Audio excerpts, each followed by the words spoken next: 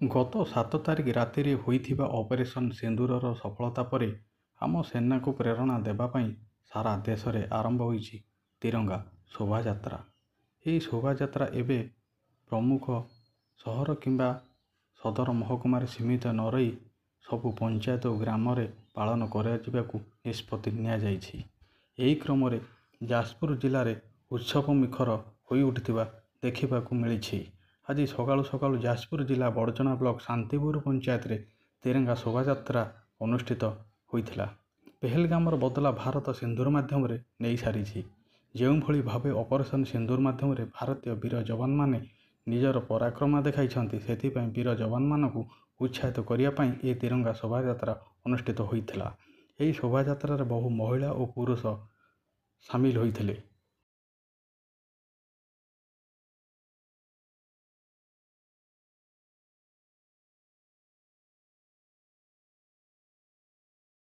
Bureau report, ଲଭିତ live.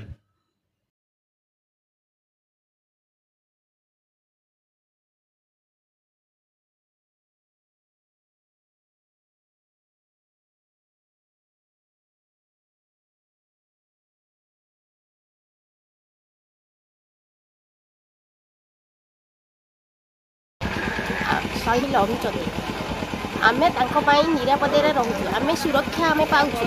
तेणुकरी तांको जदि आमे तांको पाई किछि न करिबा किछि माने आम जीवनटा वृथा।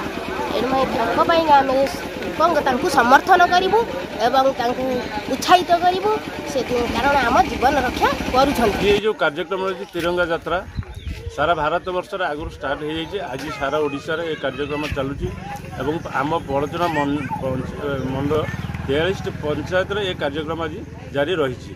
ता भर आम शांतिपुर ग्राम पंचायत आज कार्यक्रम जारी रही। तिरंगा यात्रा आम समस्त 4 गाँ को आम पदयात्रा करुचु।